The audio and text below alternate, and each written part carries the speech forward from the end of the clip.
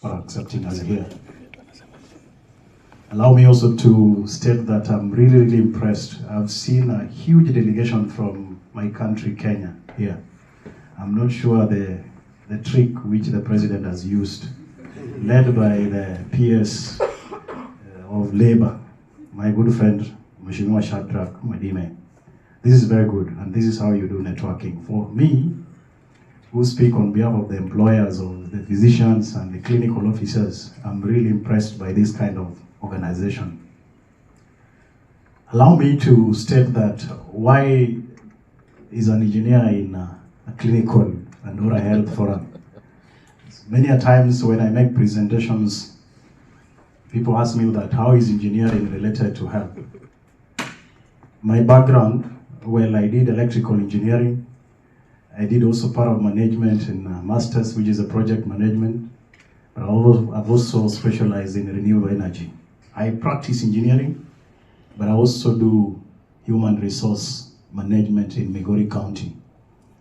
Kenya boasts of a devolved government, and a devolved government where we have 48 governments.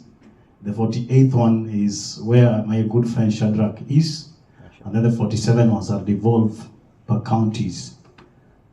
I lead the 44th county, which is county in the Nyanza province, part of it, just next to Tanzania border. And I chair a body which is purely mandated with matters of employment of all employees in that county. The county itself today has about 4 million population, but the number of population of our staff is about 5,000. Out of the 5,000 staff which I have in Migori County, 153 staff are clinical officers in different cadres. Makofi. Please, you need to give me. When we say Makofi, it's that you need to clap. Makofi is a hand. Just give a round of applause, because if out of 5,000, then you have 153 employed permanent and pensionable staff under clinical officers. And I'm happy that some of them are here today. On my engineering sector, which I do practice, we have several accords. For so many years, Kenya had not been able to join these kind of regulations, which I was so happy people were discussing in the morning. That how can a clinical officer from Malaysia be accepted and work in UK? Similarly, even as engineers, we were struggling with that kind of an arrangement before. But we signed recently, Kenya, I think we joined the Washington Accord, which allows professional engineers even to be employed in UK. We can be employed in India, we can be employed in Uganda without somebody putting any kind of restriction. How I wish, because we are discussing this journey even for the physicians, the clinical officers, we also have such kind of universal arrangement whereby somebody from Ghana can easily be accepted in our workforce down in Nairobi. The background on this today, where we sit as employers, there is just a general crisis when it comes to human resource. The bulk of the people whom we employ every now and again in our institutions, majority of them come from the health sector. And we all know the problem which we are having with the clinical officers or the physician associates, where you are required majorly to be in the rural setups to help that population. At the moment, in every advertisement which we do, the larger chunk of people whom we recruit comes from the health sector, in all of them, because we are giving health that priority. So the public service boards, those are statutory bodies, and our main role, we look at matters of HR and develop strategy. So when I was asked that, can we look at how the strategies we are putting in place to help or promote issues of human resource in the health sector, then this is a very relevant topic for us to look at as a public service board, because we are the employers. And globally, as I've said, There are so many policy landscapes which have been developed to look at the human resource for health. There is a workforce which was developed in 2030 looking at it. There's the national human strategies that require alignment of all the public service board and the Ministry of Health. Now, from the beginning, I did mention, out of the 47 or the 48 governments which we have, the 47 of them have a universal code of arrangement. The 48 runs independent because that's the national government. We need that kind of policy so that we integrate the two, so that whatever works for the county needs also to work for the national government as well. On the legal framework, the boards are anchored on our constitutions, and I did mention that we deal purely with recruitments and onboarding and promotion and performance management. And then we develop strategic planning and also deal with matters of regulations and compliance. I was here before we broke for lunch, and I was happy to see a team of regulators on clinical officers from Kenya whom we work with. Where's my brother Amos work on the team? You're here. Before we employ any clinical or before we employ any physician, as a board, they must authenticate to us that those are registered members. And actually, we want to thank you for putting the portal live. Today, if you seek any employment in our counties, then the first thing we ask is that please give us your license, because one of the key things we are trying to do is to ensure that we do not want rogue characters, people who purport to be physicians, people who purport to be clinical officers, yet they are not registered and not recognized by this Clinical Council of Kenya. I'm not sure how it works in other country, but that is part of our mandate, which we are also doing. So as we talk of strategy, as a boards within the county, within Kenyan framework, we must collaborate and work in hand with the regulators from these sectors. So that is our key mandate. But we also translate some of these strategies into actions by checking the compliance, managing the health work life cycle. Before I flew to UK, and the president is here, he will confirm to you that we did a universal promotion to all the clinical officers in Migori County. And I know after this, Mr. Gibore and the team of the union, you will not be on my name, because at least we have done justice to them. Because we want people to be recognized, we want them to be promoted, we want them to be redesignation. But let me just also ride on the same, that the regulator here in our country, together with the union, developed a very robust career guidelines for the clinical officers in Kenya. And as you can see from that slide, the guidelines gave us about 36 categories. The first categories, those are 5 grades of registered clinical officer under national government, and I'll take you through them. There are 6 grades of registered clinical officers under county government where I sit.